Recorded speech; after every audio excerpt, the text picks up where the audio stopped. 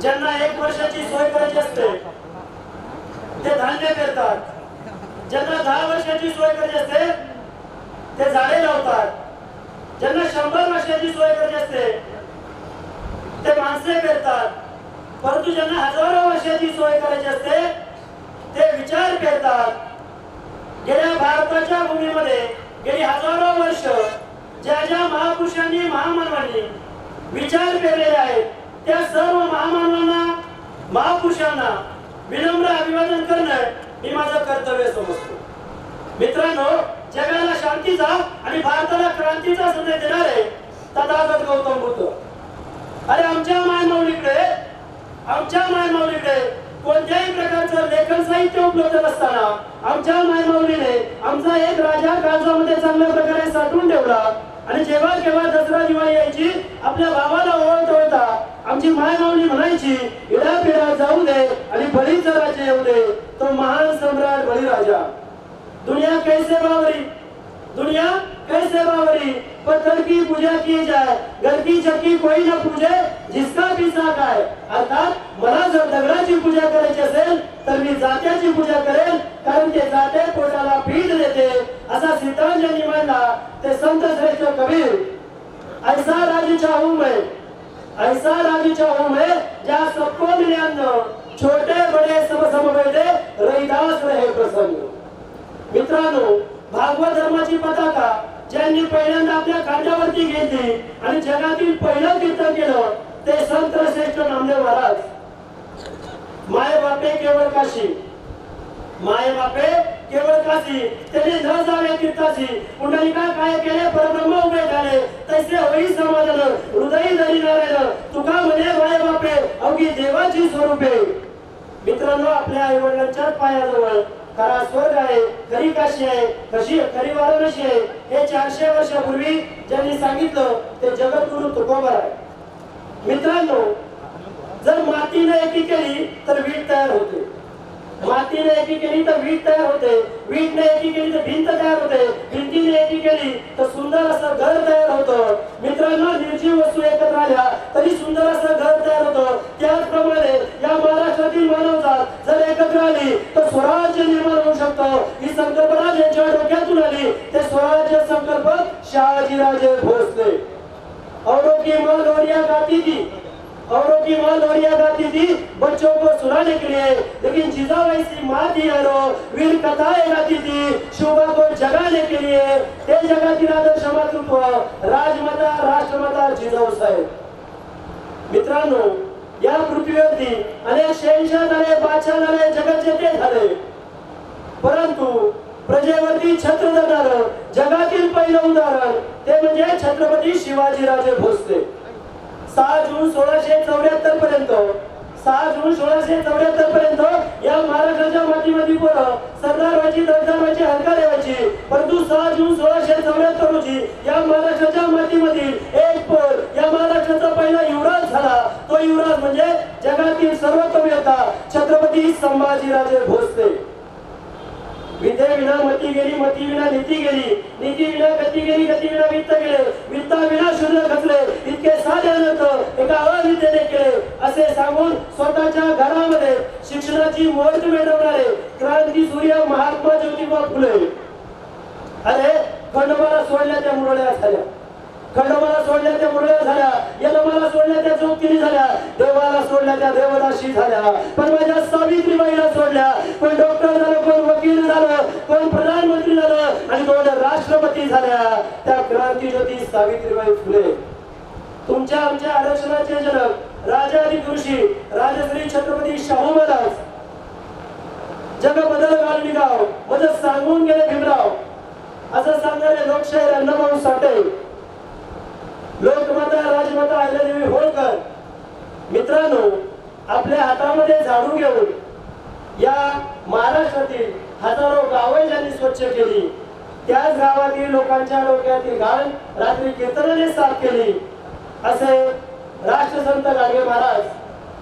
आणि या तमाम महापुरुषांचे विचार ज्यांनी आपल्याला राज्यघटनेच्या माध्यमातून दिले ते बोधिसत्व महामानव विश्वभूषण भारतरत्न डॉक्टर भीमराव रामजी आंबेडकर या तमाम महापुरुषांना महामानवांना प्रथमतः विनम्र अभिवादन करून मी आपल्या कार्यक्रमाकडे येतो.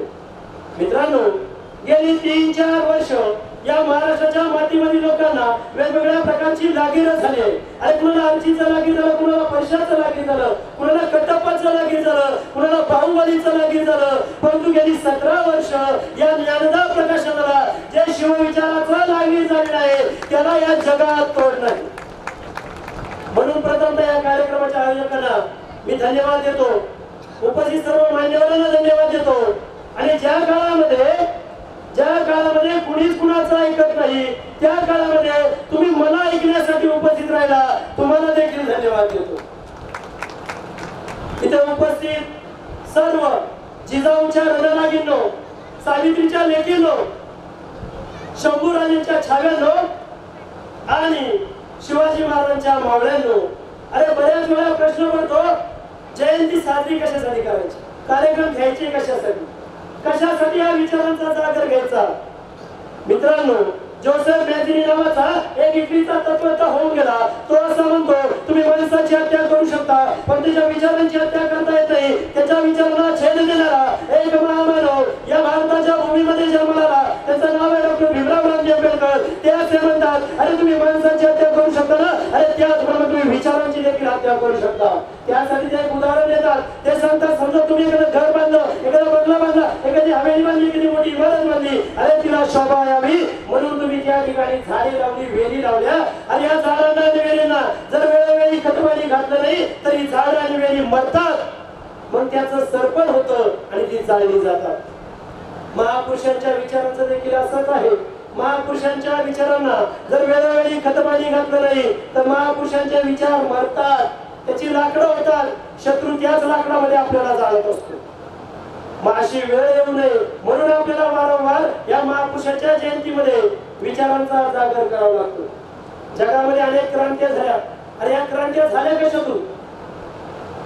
बंदुकीतून झाल्या, कुणी म्हणे तलवारीतून झाल्या, कोण म्हणे पुस्तकातून झाल्या.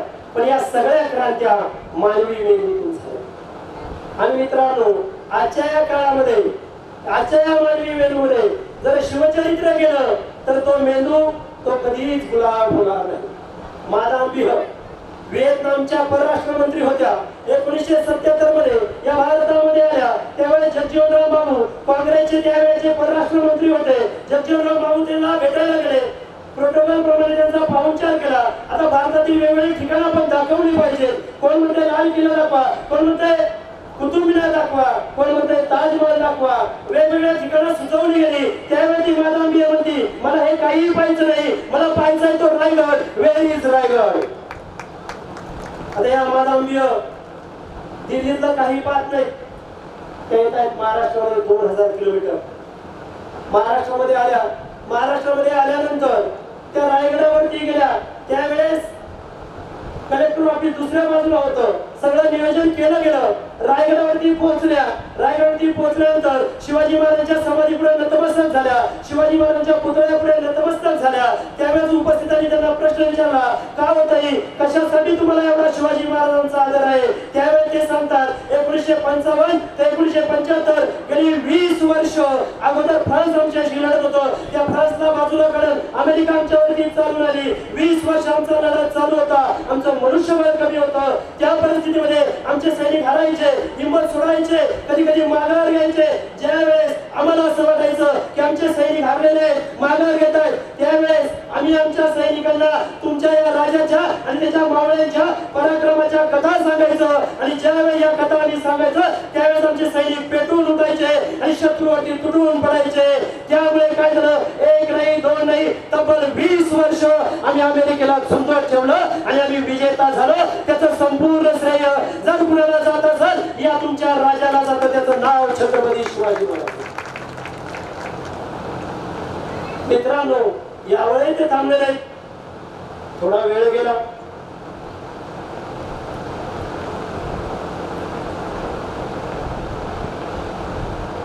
उन्हाची वेळ थोडा वेळ गेला. त्यांनी थोडीशी माती उचलली आणि स्वतःकडे असलेल्या बॅगीमध्ये टाकली. पुन्हा लोकांनी विचारलं, अहो ही माती कशासाठी? ही माती कशासाठी? त्यावेळी ते सांगतात की शूरांची, वीरांची आणि शिवछत्रपतींच्या पदस्पर्शाने पावन झालेली माती आहे. ही माती मी माझ्या व्हिएतनाम नावाच्या देशामध्ये नेऊन टाकेल. ज्यावेळेस मी माझ्या देशामध्ये ही माती टाकेल त्यावेळेस शिवाजी राजांसारखे वीर योद्धे माझ्या भूमीतून जन्माला येतील. मित्रांनो, आज आपण व्हिएतनामची माहिती घ्या. व्हिएतनामच्या रस्त्यावर खड्डे सुद्धा नाहीत. इतकी प्रगती त्यांनी 20 वर्ष लढा दिल्यानंतर केलेली आहे. आणि ज्या राज्यामध्ये, ज्या देशामध्ये शिवछत्रपती जन्माला आले त्या देशातील रस्त्यांची अवस्था काय आहे विचार करण्यासाठी.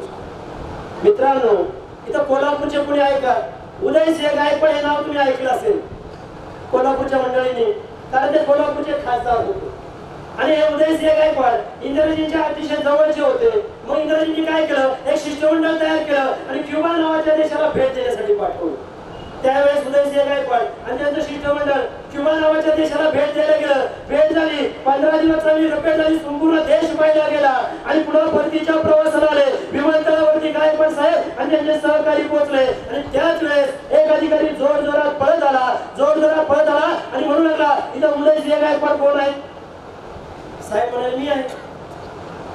ते म्हणले, थांबा थांबा, तुम्हाला भेटण्यासाठी आमच्या राष्ट्राचे राष्ट्राध्यक्ष भिडे येणार. आता उदयसिंह गायकवाड म्हणतात, अरे बाबा, गेलं 15 मिनिटात आता माझं विमान आहे, आता कुठे पुन्हा साहेब येणार आहे, आमची त्यांची भेट झालीची. त्यावेळेस तो अधिकारी म्हणतोय, अहो साहेब, समोरचं झाड दिसतंय ना, त्या झाडाचं पान देखील आमच्या देशामध्ये ज्यांच्या ते आमचे राष्ट्राध्यक्ष भिडे तुम्हाला भेटले. आता हा संवाद चालू होता. आता भिडे सगळ्यांनाच माहितीये हा संवाद चालू होता. त्याच वेळेस एक 7 फूट उंचीचा माणूस जोरजोरात पळत आला आणि उदयसिंह गायकवाडांना घट्ट मिठी मारली. अरे 5 सेकंद आले, 10 सेकंद आले, 15 सेकंद आले, 1-1.5 मिनिटाची घट्ट मिठी मारली आणि मग त्यांना सोडलं. साहेबांना काही कळलं की हा काय करतोय. 1-1.5 मिनिटाच्या घट्ट मिठी नंतर पुन्हा भिडे म्हणतात, तुम्ही कोण आहात हे मला माहित नाही, तुम्ही कोण आहात हे मला माहित नाही, परंतु तुम्ही छत्रपती शिवाजी महाराजांच्या भूमीतून आले आहात म्हणून मी तुमच्या काळजाला घट्ट मिठी मारली. मित्रांनो, मी गेल्या वर्षी भगतसिंगांमध्ये छानसं चरित्र लिहिलं, शहीद भगतसिंग. आणि हे चरित्र लिहित असताना मला एक गोष्ट लक्षात आली की भगतसिंग 2 व्यक्तींच्या प्रभावाखाली होते. एक म्हणजे गुरु नानक आणि दुसरे म्हणजे छत्रपती शिवाजी महाराज. वर्ष किती, अगदी कमी वय भगतसिंगांचं. या कमी वयामध्ये एक वेळेस भगतसिंग या महाराष्ट्रामध्ये आले आणि महाराष्ट्रामध्ये आल्यानंतर ते काही महाबळेश्वरला गेले नाही किंवा पर्यटन स्थळ पाहायला गेले, ते रायगडावरती गेले आणि शिवाजी महाराजांच्या पुतळ्यापुढे नतमस्तक झाले. हेच शहीद भगतसिंग जेव्हा वयाच्या 23व्या वर्षी 23 मार्च 1931 रोजी फासावरती जात होते. फासावरती जात असताना सुखदेव आणि राजगुरू सोबत आहे. जाता जाता ते गाणं म्हणतात. त्या गाण्याचं कडवास आहे, शेवटचं कडवास आहे, जिस चोले को पहन शिवाजी खेले अपनी जान पे, आज उसी को पहन के निकला हम मस्तों का तोड़ा, मेरा रंग बसंती छोला, मेरा रंग बसंती छोला, मेरा रंग. म्हणजे वयाच्या अगदी तरुणपणामध्ये शिवाजी महाराजांचा आदर्श घेऊन ही पोरं फासावरती गेली. स्वातंत्र्य लढ्यामध्ये स्वतःला झोपून दिलं.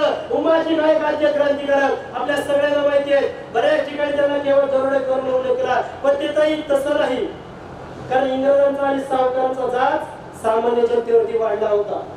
आणि त्यावेळेस उमाजी नाईकांनी स्वातंत्र्याचं युद्ध पुकारलं इंग्रजांविरुद्ध, त्या सावकारांविरुद्ध. या सावकारांविरुद्ध आणि इंग्रजांविरुद्ध लढत असताना फंद फितुरी झाली आणि उमाजी नाईक पकडले गेले. उमाजी नाईकांना कैदेमध्ये टाकलं गेलं. त्यावेळेस कर्नल मॅकिंटॉश हा अधिकारी तिथे आला. उमाजी नाईकांच्या कार्याने तो प्रभावित झाला. उमाजी नाईकांच्या कार्याने प्रभावित झाल्यानंतर त्यांनी संपूर्ण उमाजी नाईकांचं चरित्र लिहून काढलं एका परदेशी माणसानं. आम्ही मात्र त्याची जात शोधत होतो गेले 200 वर्ष. या उमाजी नाईकांचं चरित्र त्याने लिहून काढलं आणि त्याने गर्व लिहिलं की अरे हा उमाजी अतिशय चपळ, अतिशय पराक्रमी, हे सगळं काही करत होता. त्याच्यावरती एका व्यक्तीचा प्रभाव होता, त्याचं नाव आहे छत्रपती शिवाजी महाराज. म्हणजे स्वातंत्र्य लढ्यामध्ये देखील शिवाजी राजांच्या विचारांची प्रेरणा होती. मग काय केलं असं राजाने? अरे सांगण्यासारख्या गोष्टी आहे. आपण कोकण किनाऱ्यावरती राहतो. कोकण किनाऱ्यावरती राहिल्यानंतर आपल्याला एक गोष्ट लक्षात येते की आपल्या कोकणाच्या किनाऱ्यावरती वेगवेगळ्या प्रकारची मिठागर आहेत. अरे मीठ म्हणजे जीवनावश्यक गोष्ट. मीठ म्हणजे जीवनावश्यक गोष्ट. ते जर नसेल तर आपल्या जेवणामध्ये चव नसते. परंतु काय झालं, मध्ययुगाच्या काळामध्ये भारतीय मिठागरांवरती उपासमारीची वेळ आली. त्यांचं मीठ कोणी घेईना, त्यांच्या मिठाला मागणी येईना. आता या किनाऱ्यावरची लोक जगतील तरी कशी? त्यांच्यात काही शेती आहे का? आणि शेती जरी त्यांनी झाडं लावली तर त्यांच्या जमिनीमध्ये काही पिकणार नाही, कारण ती मिठागराची जमीन आहे. या प्रसंगामध्ये हे सगळं मिठागरावले त्यांच्या नेत्यासह शिवाजी राजांकडे गेले आणि शिवाजी राजांना म्हणू लागले, गेली हजारो वर्ष आम्ही या मिठावरती उपजीविका करतोय, परंतु काय झालं, हे पोर्तुगीज आले, हे युरोपीय आले, हे इंग्रज आले, यांनी वेगवेगळ्या प्रकारचं मीठ बाजारामध्ये आणलं. त्यांचं मीठ स्वस्त आहे, आमचं मीठ महाग आहे. त्यामुळे काय होतंय की आमच्यावरती उपासमारीची वेळ येते. त्यावेळेस शिवाजी महाराजांनी सर्व या युरोपीय लोकांना आदेश काढले, इथून पुढे तुम्ही जे मीठ आणणार आहात त्या मिठावरती तुम्हाला आमच्या स्वराज्यात जकात द्यावी लागेल. मग जकात दिल्यानंतर काय झालं, परिणामी त्यांचं मीठ महाग झालं आणि भारतीय मीठ स्वस्त झालं. आजही आमचे मिठागरावले अतिशय चांगल्या प्रमाणे जगतात. त्याचं संपूर्ण श्रेय आम्ही त्या राजाला देतो ज्याचं नाव छत्रपती शिवाजी महाराज. आपण राज्याभिषेक पाहतो. राज्याभिषेकामध्ये एक गोष्ट लक्षात येत असेल की इंग्रज अधिकारी तिथे आलेला आहे. हेनरी ऑक्सिजन त्याचं नाव आहे. तो महाराजांना मुजरा करतोय. अरे वाकल्या झुकल्या गर्विष्ठ माना त्या शिवदरबारी, असा हा हेनरी ऑक्सिजन युरोपातून आलाय. इंग्रज अधिकारी येता येता शिवाजी महाराजांना नजराने घेऊन आलाय आणि काही मागण्या घेऊन आलाय. कारण ते व्यापारासाठी झालेले होते. त्यांनी वेगवेगळ्या प्रकारच्या मागण्या ठेवल्या. अरे जगाच्या बाजारात जर आपल्याला टिकायचं असेल तर व्यापार केला पाहिजे. हे शिवाजी महाराजांनी 1656 साली जाणलं होतं, म्हणून त्यांनी व्यापाराला परवानगी दिली. त्यामध्ये एक 6वी अट अशी होती की आम्हाला येथील गुलाम, बायका, स्त्रिया, मुलं विकत घेण्याची आणि ती अरबस्थानामध्ये, युरोपस्थानामध्ये आम्हाला विकण्याची परवानगी देण्यात यावी. महाराजांनी सगळ्या मागण्या मान्य केल्या, परंतु ती 6वी मागणी होती ती कदापिही मान्य केली नाही. आणि इथून पुढे आमच्या राज्यामध्ये एकाही व्यक्तीची खरेदी विक्री होणार नाही. मित्रांनो, जगाच्या इतिहासामध्ये, मी जगाच्या म्हणतोय, जगाच्या इतिहासामध्ये माणसांच्या खरेदी विक्रीवरती बंदी घालणारा जगातला पहिला आणि शेवटचा राजा, त्याचं नाव आहे छत्रपती शिवाजी महाराज. आता होतं कसं, शिवचरित्र अनेक अंगाने आहे, पण आपल्याला काय होतं, आपल्याला तलवार उपासणारे शिवाजी महाराज पाहिजे असतात. तलवार उपासणी म्हटलं की आम्हाला आवडतं, परंतु जमीन मोजणी म्हटलं तर आम्हाला आवडत नाही. जमीन मोजणारे शिवाजी महाराज लोक. आता आम्ही अष्टप्रधान मंडळ पाहतो. अष्टप्रधान मंडळामध्ये सैन्याचं नेतृत्व करणारी व्यक्ती आहे ती एकच आहे, सरसेनापती. म्हणजे पहिल्यांदा प्रतापराव होते आणि पुढे हंबीरराव साहेब, म्हणजे एकच आहे. आणि मुलकी अधिकारी किती आहेत? 7. म्हणजेच काय, आदर्श राज्य जर निर्माण करायचं असेल तर सैन्यांपेक्षा मुलकी प्रशासन व्यवस्थित केलं जातं. परंतु गेले दुर्दैवाने आपल्या देशामध्ये जाणीवपूर्वक या मुलकी प्रशासनाकडे दुर्लक्ष केलं जातं आणि सामान्य जनता पिळली जाते. म्हणून आम्हाला शिवछत्रपतींची आठवण होते. आता जंजिरा किल्ला घ्यायचा. आता जंजिरा किल्ला स्वराज्यात आलाच नाही हे सगळ्यांना माहिती आहे, परंतु शिवाजी महाराजांना माहित होतं जर सागरावरती हुकूमत गाजवायची असेल तर आपल्याकडे जंजिरा असलाच पाहिजे. म्हणून त्यांनी एक योजना आखली. असं आपल्याला स्थिती नावावरून होत नाही, म्हणून काय करायचं, रात्रीच्या प्रहरामध्ये जायची, बोट घ्यायची, शिड्या घ्यायच्या आणि जंजिराच्या विरुद्ध बाजूने जायचं, नाव वलवत जायचं आणि पाठीमागच्या बाजूने शिड्या लावायच्या. जशा शिड्या लावल्या जातील किनाऱ्यावरच्या सैन्य येतील, तटबंदीवरती चढतील आणि सिद्धीवरती तुटून पडतील. आता ही योजना बऱ्याच वेळा महाराजांनी कोंढाण्यावरती देखील वापरली आहे. इथं वापरायचा प्रयत्न केला. लाय पाटील आगरी समाजाचे व्यक्तिमत्व, त्यांनी बोट घेतली, बोटीमध्ये बसले, शिड्या घेतल्या, विरुद्ध बाजूने गेले, बुरुजावरती चढले, शिड्या लावल्या आणि सैन्यांची वाट पाहत बसले. पण सैन्य आलंच नाही, सैन्य आलंच नाही. आता त्यांचं काम एवढंच होतं, शिड्या लावायच्या निघून जायचं. मुळातच त्यांनी 100% धोका पत्करला होता. कारण जर सिद्धीच्या हातामध्ये लाय पाटील सापडले असते तर काय झालं असतं. सिद्धीला एक सवय होती, 1% जरी चूक सापडली, 1% तर त्या व्यक्तीला घ्यायचं, गोंडपाडा बांधायचं, त्याचे हातपाय पण बांधायचे आणि समुद्रावरून फेकून द्यायचं. आता ती 42 फुटाची तटबंदी तुम्ही जंजिरा पाहिला असेल, काय होत असेल माणसं. अशा परिस्थितीमध्ये लाय कोळी पाटील त्याच्यावरती चढतात. जुजुमुळे होण्याची वेळ आली, अरे पहाट होण्याची वेळ आली, परंतु कोणी येताना दिसत नाही. आता काही सैन्य येणार नाही आणि येऊ शकत नाही. जर आले तर सिद्धीच्या टाकून येतील. आता काही हरकत नाही, ते पुन्हा चढले, पुन्हा शिड्यावरती चढले, शिड्या काढल्या, नाव्यावरती बसले, पुन्हा त्या शिड्या नाव्यामध्ये ठेवल्या आणि पुन्हा विरुद्ध दिशेने पुन्हा किनाऱ्यावरती आले. महाराजांनी एक खबर पोहोचली, तर गुप्तहार ख्यात तितकं चाणाक्ष होतं. या परिस्थितीमध्ये महाराजांना कळलं की अरे जंजिऱ्याची मोहीम फत्ते झालीच नाही, आपल्याला यश आलंच नाही. परंतु त्या परिस्थितीमध्ये लाय कोळी पाटलांनी चांगल्या प्रकारे पराक्रम गाजवला, म्हणून त्याला रायगडावरती बोलून घेतलं. अरे लाय कोळी पाटील घाबरले, आता महाराजांपुढे माझं काही खरं नाही, एकतर माझा शिरच्छेद होईल किंवा मला काही खाण्यावर टाकलं जाईल. लाय कोळी पाटील आले, घाबरत घाबरत महाराज पुढे आले. महाराज म्हणतात कोळी पाटील अहो मोठा धोका पत्करला, मोठा धोका पत्करला, आता आम्ही तुम्हाला बक्षीस देणार. काय बक्षीस देणार. लाय कोळी पाटील घाबरतायत, पाय थरथर कापतायत. त्यावेळी ते म्हणतायत की तुम्ही पहिल्यांदा शिडी लावली, हा एक धोका पत्करला, आणि दुसऱ्यांदा शिडी काढली. शिडी काढल्यामुळे काय झालं, आपण पुन्हा एकदा जंजिऱ्यावरती लढाई करू शकतो. कारण तो पॉइंट तुम्ही तो शाबूत ठेवला, तो सिद्धीच्या नजरेस येऊ दिला. म्हणजे तुम्ही 200% धोका पत्करला, 200% कामगिरी केली, तुमचा सत्कार झालाच पाहिजे. म्हणून महाराज म्हणतात की लाय कोळी पाटलांना इथून पुढे पालखीचा मान द्या. आता शिवाजी महाराजांच्या राज्यामध्ये पालखीचा मान अतिशय थोड्या लोकांना होता. म्हणजे आजच्या काळामध्ये लाल दिव्याच्या गाडीपेक्षाही त्या पालखीला मान होता. आता लाय कोळी पाटील म्हणतात महाराज एकतर मोहीम फत्ते झालीच नाही, तिला यश आलंच नाही, पण अशाही परिस्थितीमध्ये तुम्ही माझा सत्कार कराल.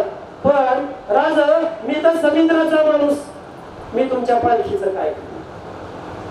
म्हणून महाराज म्हणतायत की अरे आम्ही तुम्हाला पालखी देऊ केली, आमचा आदेश आम्ही दिला, परंतु तुम्हाला ती पालखी नकोय, काही हरकत नाही, आम्ही तुम्हाला गलबत देतो, आधुनिक असं गलबत देतो.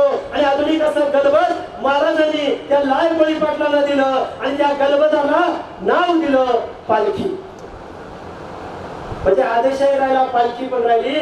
नंतर कित्येक वर्ष ती पालखी नावाची गलबत जे आहे ते समुद्रामध्ये मासेमारी करत होतं आणि येतही होतं. मित्रांनो, आजही तुम्ही जर त्या जंजिऱ्याच्या परिसरात गेला, त्या लाय कोळी पाटलांचे लोक आजही आपल्या गलबताला नाव पालखीच देतात.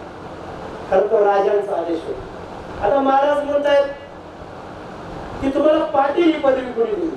आता पूर्वी पाटील ही पदवी द्यायची पद्धत होती, आपल्याला माहितीये, ऋषी सरांना माहिती, इतिहासात पदवी दिली जायची. तर त्यांना विचारलं तुम्हाला कोणी पदवी दिली पाटील ही पदवी, तर म्हणजे बादशाहने दिली. आता बादशाहने पदवी दिली, बादशाह माझा दुश्मन आहे, म्हणून शिवाजी महाराज म्हणतात अरे माझ्या दुश्मनाने त्याला पाटील ही पदवी दिली आहे, आजपासून मी काढतो आणि या पाटलांचा पाटील म्हणून सर पाटील लाय कोळी पाटलांना देतो. म्हणजे आपल्या शत्रूपेक्षा कणभर तरी महाराज जास्त देत होते. आणि पुढील काळामध्ये लाय कोळी पाटील हे सर पाटील, पाटलांचे पाटील म्हणून गणले गेले. आता त्यांनी जर ठरवलं असतं, काहीतरी मोहरा होऊन देऊन मोकळं केलं असतं, परंतु महाराजांनी तसं केलं नाही. पुढे 100 वर्ष टिकेल असं गलबत दिलं, म्हणजे उपजीविकेचं साधन दिलं. म्हणून तर महाराजांसाठी लोक मरायला तयार होत होते. साधी गोष्ट आहे मित्रांनो. आता आपण बऱ्याच वेळा पावनखिंड ऐकतो, बऱ्याच वेळा ऐकतो, कारण शिवचरित्राचा विषय जिथून चालू होतो, अफजलखानाचा कोथळा येतो, तिथून शाहिस्ते खानाची बोटे तुटतात, नंतर पावनखिंड म्हणजे येतं तिथपर्यंतच येतो, नंतर सुरतेवर जातो, थोडस उरलं तर आम्ही आग्र्याला जाऊ. एवढ्यातच आमचं शिवचरित्र संपतं. पण ते फक्त 10% आहे, ते फक्त 10%च आहे. शिवचरित्राचा अभ्यास संपतच नाही. कारण आता परवामध्ये राजस्थानमध्ये पुरंदरचा जो तह झाला त्या तहाची कागदपत्र सापडली ती 64 पानाची आहे आणि त्याला 1.5 इंचाचा त्या 64 पानाला सोन्याचा मुलामा लावलेला. आता विचार करा 64 पानं म्हणजे पुस्तक झाले की नाही, म्हणजे शिवचरित्र संपत नाही. या शिवचरित्रामध्ये आपल्याला माहिती आहे जेव्हा पावनखिंड झाली, पावनखिंडीमध्ये ज्याप्रमाणे बाजी प्रभू देशपांडे, फुलाजी प्रभू देशपांडे यांना वीरमरण आलं, त्याचबरोबर 300 बांधल देशमुख देखील त्याच ठिकाणी वीरमरण घेऊन गेले. आणि आजही तिथं गेलं तर कदाचित त्यांच्या रक्ताचा आवाज, त्यांच्या हरांचा आवाज आपल्याला येईल, त्यांच्या रक्ताचा सडा आपल्याला ठिकाणी दिसेल. असे बांधल देशमुख मित्रांनो, अख्खी पिढीच्या पिढी, अख्खी देशमुखांची पिढी तिथं समाप्त झाली. अशा वेळेस महाराज बांधल देशमुखांच्या गावामध्ये गेले, मावळामध्ये गेले. देशमुखांची दीपाऊ साहेब ही वृद्ध महिला होती. त्या वृद्ध महिलेने त्या बांधल देशमुखांचं नेतृत्व केलं होतं.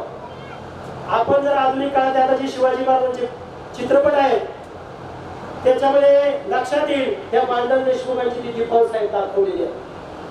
त्या दीपाऊ साहेबांकडे गेले.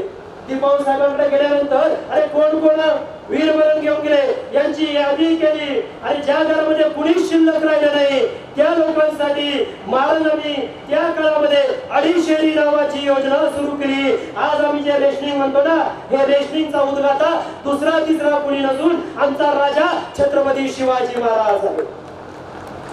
250 धान्य त्या कुटुंबाला द्यायला सुरुवात केली. दुसरी योजना त्याच ठिकाणी सुरू केली. ज्या घरातील करता पुरुष गेलेला आहे परंतु तरुण पोरग कार्याला आलेला आहे, कामासाठी आलेला आहे, त्या माणसाला त्या वडिलांच्या जागेवरती, चुलत्याच्या जागेवरती महाराजांनी नोकरी द्यायला सुरुवात केली. त्याचं नाव आहे अनुकंपा. मित्रांनो, या देशामध्ये अनुकंपा योजनेचा उद्गाता देखील आमचा राजा आहे, त्याचं नाव छत्रपती शिवाजी महाराज. आज आम्ही पाहतो की अनुकंपावरती पदच भरली जात नाही, पदच भरली जात नाही. अरे ज्या कुटुंबातील करता व्यक्ती गेलाय त्याच्या मागचे लोक कसे जगतील हा विचार 350 वर्षापूर्वी आमचा राजा करतो. आम्ही 350 वर्षापूर्वी त्यांचं नाव घेऊन सत्तेमध्ये येतो. आम्ही कसं केलं पाहिजे, आम्ही कसं वागलं पाहिजे. मित्रांनो, अनुकंपाची योजना ज्याप्रमाणे सुरू केली त्याचप्रमाणे महाराजांना एक लक्षात आलं की या घरामध्ये कुणी खायलाही नाही, लहान लहान मुलं आहेत त्यांना सांभाळायला नाही. म्हणून त्या काळामध्ये पहिलं बाल परवेशी गृह ज्यांनी सुरू केलं त्याचं नाव देखील शिवाजी राजाचं.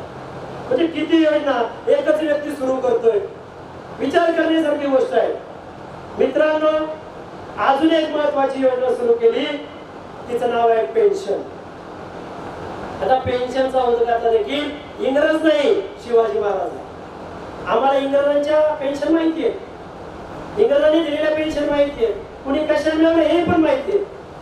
परंतु या महाराष्ट्राच्या मातीमध्ये 350 वर्षापूर्वी पेन्शन योजना सुरू केली आणि त्या योजनेचं असं होतं की करता पुरुष गेलाय, घरात कुणी नाही, आता ती लोक जगतील कशी, ती महिला जगेल कसे, ही माता भगिनी जगेल कशी, हिच्यासाठी तिचा जो पुरुष, तिचा जो करता पुरुष पगार घेत होता त्याच्या निम्मा पगार तिच्या कुटुंबाला द्यायला सुरुवात केली. म्हणजे 50% पेन्शन 350 वर्षापूर्वी जर कुणी सुरू केली असेल तर ती शिवाजी राजाने तयार केली.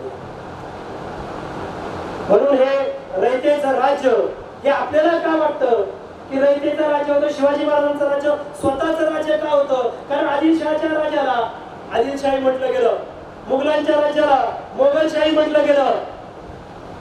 परंतु शिवाजी महाराजांनी कुठेही भोसले साहित्याचा उल्लेख केला नाही, मराठेशाही असा उल्लेख केला नाही. त्यांनी काय विचार केलाय? रयतेचं राज्य. हे राज्य कोणाचं आहे? रयतेचं आहे. आणि हे रयतेचं राज्य निर्माण केलं म्हणून लोक मरायला तयार होत होते. आता अजून एक योजना महाराजांनी सुरू केली, ती म्हणजे आज आम्ही स्वामीनाथन आयोग म्हणतो. स्वामीनाथन आयोग नाव तर ऐकलं नाही सगळ्यांनी?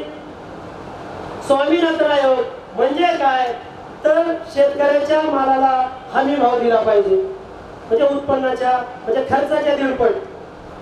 आता त्या काळामध्ये सुद्धा भारतातील या स्वराज्यातील अनेक लोक शेतकरी होते. आता या शेतकऱ्यांचं काय व्हायचं? कोकणातील शेतकरी सुपारी पिकवायचा, तांदूळ पिकवायचा आणि एकाच वेळेस बाजारात घेऊन यायचा. मग हे युरोपीय लोक यायचे आणि अगदी स्वस्तामध्ये आपल्या शेतकऱ्यांचा माल घेऊन जायची. ही गोष्ट महाराजांच्या लक्षात आली आणि शेतकऱ्यांची दुर्दशा जर संपवायची असेल तर आपण काहीतरी केलं पाहिजे. म्हणून महाराजांनी एक आदेश काढला की इथून पुढे शेतकऱ्याचा माल कवडीमोल भावाने विकलाच जाणार नाही. त्यासाठी काय करायचं, जर शेतकऱ्याचा माल आला तर तो आपण विकत घ्यायचा, त्याला योग्य ते दाम द्यायचं आणि तो माल गोदामामध्ये साठवून ठेवायचा. जेव्हा हे परकीय लोक येतील, मालाचा तुटवडा पाहतील, मालाचा तुटवडा पाहिल्यानंतर योग्य ती किंमत देतील आणि खरेदी करतील. आणि अशा परिस्थितीमध्ये जर जास्त किंमत मिळाली तर ती स्वराज्याच्या तिजोरीत नाही ठेवायची, तर ती देखील त्या शेतकऱ्यालाच द्यायची. मित्रांनो, किती सुंदर योजना होती. म्हणजे 350 वर्षापूर्वी शेतकऱ्यांच्या मालाला ज्याने हमीभाव दिला त्याचं नाव देखील छत्रपती शिवाजी महाराज. ह्या अनेक योजना महाराजांनी सुरू केल्या. म्हणून त्यावेळेस रयतेचं राज्य झालं. केवळ औरंगजेबाचा कोतळा काढला म्हणून रयतेचं राज्य निर्माण झालं नाही. तिथं महाराजांसाठी अगदी 5%च काम होतं. औरंगजेबाला मारणं महाराजांसाठी काहीच अवघड नव्हतं, पण ही व्यवस्था निर्माण करणं खूप अवघड होतं. कारण त्यावेळेस जातपात होता, उच्च नीच होता. महाराज होते मराठा, देशमुख महाराज आहेत, ही मंडळी आहेत, यांना सोबत घ्यायचे, 12 मंत्र्यांना सोबत घ्यायचे. त्याचप्रमाणे जे रजलेले गाजलेले आहेत त्यांना देखील सोबत घ्यायचे. या सगळ्यांना सोबत घेणं काही सोपी गोष्ट नव्हती. अशा परिस्थितीमध्ये शिवाजी महाराज या स्वराज्याच्या भूमीमध्ये सगळ्या लोकांना एकत्र करतात आणि स्वराज्य निर्माण करतात. म्हणून ते ग्रेट आहे. आता शिवाजी राजा पाहिजे असेल तर आम्हाला पहिल्यांदा जिजाऊ असली पाहिजे. जिजाऊ असल्याशिवाय शिवाजी राजा कसा जन्माला येईल?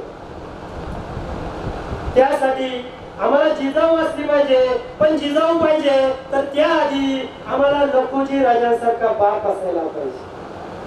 कारण का, मुलीचा जन्म झाला, माझ्या घरी लक्ष्मी जन्माला आली, अरे मुलगी जन्माला आली, मुलगी जन्माला आली. या आनंदामध्ये लखुजी राजे स्वतःच्या राजेशाही हत्तीवरती बसले आणि संपूर्ण सिंदखेडा नगरीमध्ये साखर आणि गूळ वाटली. 400 वर्षापूर्वी मुलीच्या जन्माचं स्वागत करणारा पहिल्यांदा लखुजी राजा आजच्या काळात असला पाहिजे. जर लखुजी राजा नसेल तर कशी जिजाऊ येईल? लखुजी राजा जर तिचं अपोषण करत असेल तर कशी जिजाऊ जन्माला येईल? नाही येऊ शकत. आणि जरी लखुजी राजासारखा बाप जन्माला आला तर त्या जिजाऊला शहाजी राजांसारखा पती पण भेटला पाहिजे. कारण सुंदर बायको करणं खूप चांगली गोष्ट आहे, पण त्या सुंदर बायकोवरती विश्वास ठेवून स्वराज्य निर्माण करण्याची ताकद ती शहाजी राजातच होती. त्यासाठी शहाजी राजांचं काळीज असावं लागतं. आजकाल आमची मुलं सुंदर बायका करतात आणि विकृतासारखे तिच्याच मागे फिरतात. त्याला वाटतं पुढे पळून जायचं काय, आज तुझ्या मागे आली ती काय कमी झाली? म्हणजे काय, आम्हाला शहाजी राजांचं काळीज असावं लागेल तेव्हा जिजाऊ होईल.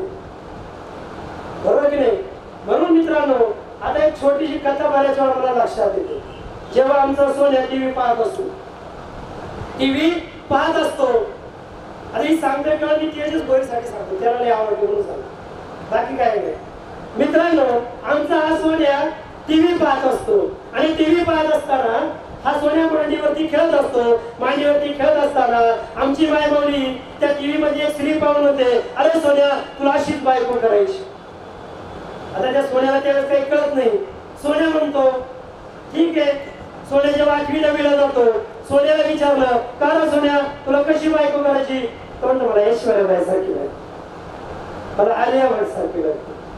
आता दोष त्याचाही नाही, दोष त्याचाही नाही. अरे बायको असावी कशी? या माऊलीने कधी त्या सोन्याला सांगितलेलंच नसतं. बायको असावी कशी? बायको असावी कशी? अरे बायको असावी बाबासाहेबांच्या रमाई सारखी, स्वतःच्या पतीसाठी माळरानावरती फिरून शेणगडा जमा करून त्या शेणाच्या गवऱ्या तापून त्या गवऱ्या येईल त्या किमतीला विकून आलेला पैसा पतीच्या कार्यासाठी आणि चळवळीसाठी देणारी बायको असावी रमाई सारखी. अरे बायको असावी कशी? बायको असावी क्रांतिबा ज्योतिबा फुल्यांच्या सावित्रीबाई सारखी, स्वतःच्या पतीच्या निधनानंतर त्यांच्या पावलावरती पाऊल ठेवून स्वतःच्या पतीचं अपूर्ण राहिलं काम पूर्ण करणारी क्रांतिज्योती सावित्रीबाई फुले सारखी बायको असावी. अरे बायको असावी कशी? बायको असावी लोकमाता राजमाता अहिल्यादेवी होळकरांसारखी, स्वतःच्या सासऱ्याचं स्वप्न, मी सासऱ्याच्या म्हणतोय कारण आजकाल सासऱ्यांसोबत बोलतच नसतं आणि बऱ्याच सुना कुठपर्यंत बोलतात जोपर्यंत नवऱ्याच्या नावावर सासरा इष्टेप करत नाही तोपर्यंतच बोलतो. मी अशा परिस्थितीमध्ये स्वतःच्या सासऱ्याचं स्वप्न स्वतः राजगादीवरती बसून 5000 महिलांची त्याही विधवा महिलांची खरी फौज उभारून आलेल्या शत्रूला माघारी जाणारी बायको असावी. आय लव्ह यू सारखी बायको असावी. कशी बायको असावी? कर्मवीर भाऊराव पाटलांच्या लक्ष्मीबाई सारखी. अरे स्वतःच्या पतीच्या कार्यासाठी 70 तोळे दागिने हसत हसत देणारी लक्ष्मीबाई सारखी. आणि बायको असावी कशी? अरे बायको असावी शहाजी राजांच्या जिजाऊ सारखी. स्वतःच्या पतीचं स्वप्न स्वतःच्या हातामध्ये ढाल तलवार घेऊन स्वतःच्या मुलाला राजगादीवरती बसून रयतेचं स्वराज्य निर्माण करणारी बायको असावी जिजाऊ सारखी.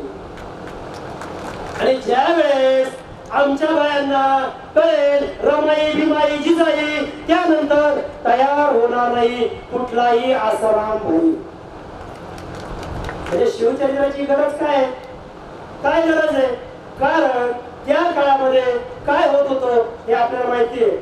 हा छोटासा प्रसंग याच्यानंतर शौर्य सांगणारच आहे त्यामुळे मी तो सांगत नाही. मित्रांनो, कायद्याचं राज्य काय असतं?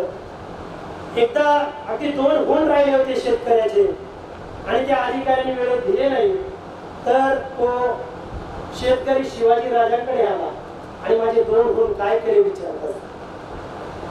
सोपी गोष्ट आहे का? राजाने विचारतोय म्हणून राजे सांगतात त्या कारकुनाला की त्या शेतकऱ्याचे 2 गुण का नाही दिले. या उपर ऐसा गुन्हे कराल तर जीवे मारलेचा. म्हणजे शेतकऱ्याचा 2 गुणाचा परतावा दिला नाही म्हणून शिवाजी महाराज अधिकाऱ्याला मारण्याची धमकी देतात. म्हणजे ते रयतेचं राज्य कसं असेल याचा विचार करण्याची गोष्ट आहे. मित्रांनो, बराच वेळ बोलतोय खरं बोललो म्हणजे बरं वाटत नाही, बरं बोललो म्हणजे खरं वाटत नाही. मित्रांनो, या कार्यक्रमाच्या माध्यमातून आपण वेगवेगळ्या प्रकारे आपल्या इतिहासाचं ज्ञान घेतलं पाहिजे. कारण इतिहास काय कुणाचाही लिहिला जात नाही. इतिहास नेहमी त्याग समर्पण आणि बलिदानाचा लिहिला जातो. अरे शुद्धोधनाच्या घरी 1000 सोन्याचे नांगर चालायचे म्हणून काही इतिहास शुद्धोधनाचा लिहिला जात नाही. परंतु वयाच्या 29व्या वर्षी जगाच्या कल्याणासाठी घराच्या बाहेर पडलेल्या त्यांच्याच मुलाचा म्हणजे शुद्धोधनाचा म्हणजे सिद्धांताचा इतिहास लिहिला जातो. कारण इतिहास नेहमी त्याग समर्पण आणि बलिदानाचा लिहिला जातो. बोलोबा आंबिले सावकारांना कर्ज देणारे सावकार होते म्हणून काही इतिहास त्यांचा लिहिला जातो. परंतु वयाच्या 21व्या वर्षी तीच कर्जाची खाती इंद्रायणीच्या डोहामध्ये बुडवणाऱ्या त्यांच्याच मुलाचा म्हणजे जगद्गुरु तुकोबा यांचा इतिहास दिला जातो. कारण इतिहास नेहमी त्याग समर्पण आणि बलिदानाचा लिहिला जातो. मित्रांनो, आजही तुम्ही चौकामध्ये जा. चौकामध्ये गेल्यानंतर तुम्हाला कधी खोट्या भुरट्या रामट्या आणि चोरट्या लोकांचे पुतळे पाहायला मिळणार. त्यांचे पुतळे नसतातच कारण इतिहास काही त्यांचा लिहिला जात नाही. परंतु या चौकामध्ये जेव्हा तुम्ही जाता तेव्हा तुम्हाला शिव फुले शाहू आंबेडकर बिरसा मुंडा यांचे पुतळे पाहायला मिळतात. कारण इतिहास नेहमी त्याग समर्पण आणि बलिदान चालला जातो. आणि ही जी भूमी आहे ही त्याग समर्पण आणि बलिदानाचीच भूमी आहे. मित्रांनो, हे त्याग समर्पण आणि बलिदान वेळोवेळी समजून गेले हे आपलं कर्तव्य आहे. या कार्यातून जात असताना आपल्याला भविष्याकडे देखील वाटचाल केली पाहिजे. कारण वारंवार इतिहासात रमणं म्हणजे काही कार्य होत नाही. विस्टन चर्चिल असं म्हणतो की तुम्ही जितके मागे जाल इतिहासात तुमच्या पूर्वजांनी केलेल्या चुका आणि गाजवलेले पराक्रम याच्या आधारावरती तुम्ही तुमचा वर्तमान मजबूत करता. आणि एकदा का तुम्ही वर्तमान मजबूत केला की तुम्ही भविष्याकडे निघू शकता. जगामध्ये अनेक इतिहासकार होऊन गेले. वासी बेंद्रे साहेब असतील, भारतामध्ये अनेक इतिहासकार होऊन गेले. या सगळ्या इतिहासकारांचं एकच मत आहे, जीवनामध्ये एकही चूक न केलेला या जगातील एकमेव राजा आहे त्याचं नाव छत्रपती शिवाजी महाराज. आता एक इंग्रज अधिकारी मात्र काय म्हणतो, शिवाजी महाराजांनी जीवनात एकही चूक केली नाही, फक्त एकच चूक झाली. तो काय म्हणतोय, आपले इतिहासकार म्हणतात की जीवनात जगाच्या इतिहासात एकही चूक न केलेला राजा तो जर कोणी असेल तर हा छत्रपती शिवाजी राजा आहे. पण तो इंग्रज अधिकारी म्हणतोय शिवाजीराजांची एकच चूक झाली, एक चूक अशी झाली की ते हे भारताच्या भूमीमध्ये जन्माला आले. जर आमच्या भूमीमध्ये जन्माला आले असते तर आम्ही त्यांना डोक्यावरती घेतलं असतं आणि जगाच्या कानाकोपऱ्यापर्यंत आमचं राज्य पोहोचलं असतं. म्हणजे त्यांना शिवाजी महाराजांची ओळख झालेली आहे. आता आपल्याला माहिती आहे ग्रँड नाव तर ऐकलं असेल. या ग्रँडने शिवाजी महाराजांच्या इतिहासावरती आणि मराठ्यांच्या इतिहासावरती प्रकाश टाकायला सुरुवात केली आणि प्रकाश टाकल्यानंतर त्याला इतका आनंद झाला तो वेगवेगळ्या प्रकारे संशोधन करू लागला आणि या आनंदामध्ये हा ग्रँड कर्जबाजारी झाला. पण कर्जबाजारी झाल्यानंतर सुद्धा त्याने आपला इतिहास लिहून काढला, शिवचरित्र लिहून काढलं. मित्रांनो, 7 समुद्र पार आलेला एक व्यक्ती या भारतामध्ये येतो आणि कर्जबाजारी होतो आणि मराठ्यांच्या म्हणजे या स्वराज्याच्या भूमीवरती जो जो काही इतिहास घडला त्यावरती प्रकाश टाकतो. आजच्या काळामध्ये आम्ही किती महापुरुष वाचतो विचार करण्यासारखी गोष्ट आहे. मित्रांनो, ज्याप्रमाणे अनेक लोक आले त्याचप्रमाणे यमुना नदीच्या काठावरती आता शेवटच्या 5 मिनिटात आपण चाललेलो आहोत. तर यमुना नदीच्या काठावरती 4 भाऊ अतिशय गुण्यागोविंदाने राहत होते. आई वडील म्हातारे होते. दुर्दैवाने त्या आई वडिलांचं निधन झालं, निर्माण झालं. आई वडील गेले, 4 भाऊ एकटे पडले. यामध्ये मोठ्या भावाचं लग्न झालेलं होतं. आता बऱ्याच वेळा आपल्याला माहिती आहे की जुन्या काळामध्ये मोठा भाऊ आई वडिलांनंतर आई वडिलांची भूमिका पाळायची. त्याने देखील तसंच केलं. पण ती वहिनी मात्र जरा खडूस होती. ती खडूस होती. एक दिवस काय झालं, ही 4ही मुलं जेवायला बसली. त्यावेळेस एक छोटा मुलगा होता. बोलता बोलता म्हणला की यामध्ये मीठ नाही, मला थोडंसं मीठ हवंय. ती वहिनी म्हटली, अरे तो मिठाचा खडा कमवायची तुझी अक्कल नाही, तुझी अवकाश नाही एक मिठाचा खडा कमवायची आणि तू मीठ मागतोय. तुला थोडीशी लाज वाटली पाहिजे. त्याचा स्वाभिमान जागा झाला. तो ताटावरून उठला. आता आपण देखील जीवनात काहीतरी केलं पाहिजे, काहीतरी केलंच पाहिजे या विचाराने तो प्रेरित झाला. महिनाभर फिरला. त्यावेळेस त्याला कोणीतरी सांगितलं, अरे जा जा त्या दक्षिणेकडे शिवाजी राजा नावाचा राजा राज्य करतोय, तिथं तुझं काहीतरी होईल. मुलगा उठला आणि वाट चालू लागला दक्षिणेची. मजल करत तो राजगडावरती आला. राजगडावरती पाहतोय तर काय, शिवाजी महाराजांचा राज्याभिषेक झाला होता आणि शिवाजी राजे रायगडावरती गेले होते. त्याला राजगडावरती कुणी भेटलंच नाही, महाराजांची भेट झालीच नाही. आणि गेले 3-4 महिने मी चालत राजांना भेटायला आले आणि तो शिवाजी राजा मला भेटलाच नाही. तो निराश झाला, हताश झाला. आता काय करायचं? पुन्हा एक अधिकारी म्हटला, अरे तू आलाच आहेस, 1000 मैल आलाच आहे. इथं जवळच रायगड आहे. या राजगडावरून त्या रायगडावरती जा, राजे तुला भेटतील. तो मुलगा उठला, पुन्हा आला. आता डायरेक्ट तिथून मधून जाणं त्या काळात शक्य नव्हतं. इथं आपल्या इथं उरण आहे रायगडमध्ये, तिकडे आला आणि तिथून चालत तो रायगडावरती पोहोचला. कारण त्याला शिवाजी महाराजांना एक कविता म्हणून दाखवायची होती. कारण तो कवी होता. त्याला वाटलं होतं की माझं काहीतरी कौतुक या स्वराज्यामध्ये होईल. तो आला, रायगडावरती राहू लागला. त्यावेळेस परकीय लोकांसाठी किंवा पाहुण्यांसाठी जी काही जागा होती त्या जागेमध्ये त्याला ठेवलं. अरे कशासाठी तुला राजाला भेटायचंय? काही नाही, मला राजाने एक कविता ऐकून दाखवायची. ती कविता ऐकून दाखवण्यासाठी मी या ठिकाणी आलो. मित्रांनो, ते म्हटले तुला जर राजांना भेटायचं असेल आणि कविता ऐकून दाखवायची असेल तर ती कविता पहिल्यांदा मला ऐकून दाखवावी लागेल. तर म्हटलं नाही, मी राजांनाच ऐकवणार. ते म्हणले नाही, जर तू आम्हाला कविता ऐकवली तरच आम्ही राजांशी भेट घालून देऊ. आता त्याला वाटलं गेलं वर्ष मी यामध्ये गेलेलो आहे, आता जर एकदा कविता ऐकून दाखवली तर काय फरक पडतो. म्हणून तो कविता म्हणू लागला. काय होती ती कविता? ती कविता अशी होती, इंद्रजिमी जंब पर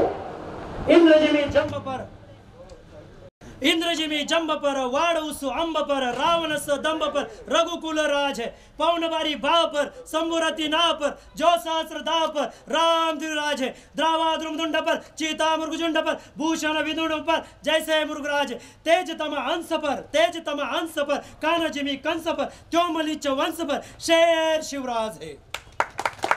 ही कविता त्याने ऐकली, आज आम्ही डीजे वरती वाजवतो। मित्रांनो, पहिल्यांदा एक लक्षात घ्या, अरे कवीची कल्पना म्हणजे काय इतिहास नाही, कवीची कल्पना हा काय इतिहास नाही, परंतु त्याची भावना होती शिवाजी महाराजांवरती कविता करण्याची। आणि मित्रांनो, 5 लोक ते पाहतायत, ते म्हणतात अरे ही कविता पुन्हा एकदा ऐको अशी कथा सांगितली जाते की ती कविता त्याने 1 नाही 2 नाही तब्बल 18 वेळा ऐकून दाखवली। आणि 18 वेळा ते 5ही लोक ऐकतायत, ते म्हणतायत की पुन्हा एकदा कर, पण तो म्हणतोय आता मी म्हणणार नाही, कारण मी आता दमलेलो आहे, आता मी फक्त शिवाजी राजांनाच ही कविता म्हणून दाखवेल। त्यावेळेस सगळे हसायला लागले। शिवाजी राजे त्या 5 जणांच्या मध्येच उभे होते, स्वतः महाराज त्या व्यक्तीची कविता ऐकत होते। मित्रांनो, त्या व्यक्तीचं नाव आहे कविभूषण। या कविभूषणांनी, आता हे काही सगळंच इतिहास नाही, तो काही इतिहास नाही, शेवटी कविताच आहे। त्यांनी 1 नाही 2 नाही तब्बल शिवाजी महाराजांवरती या स्वराज्यामध्ये राहून 500 कविता केलेल्या। म्हणजे आपल्याला काय वाटतं की उत्तर भारतातले लोक इथं महाराष्ट्रात येतात आणि राहतात, हे काय आत्ताची देण नाही, ती माझ्या शिवाजी राजांची देण। ही गोष्ट लक्षात घ्या।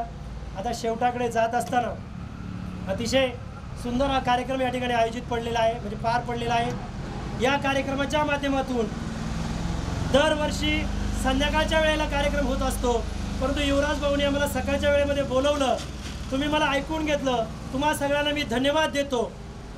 अरे या समाजामध्ये किती होऊ लागलेत वाद, जातीवाद, आतंकवाद, धर्मवाद, त्यावरून पुन्हा एक भर पडली नक्षलवाद, आता त्यावरून होऊ लागलेत वाद, माझा वाद श्रेष्ठ की तुझा वाद श्रेष्ठ। त्यामध्ये या नवनाथ शिंदेचा देखील तुम्हाला एक वाद, तो म्हणजे धन्यवाद।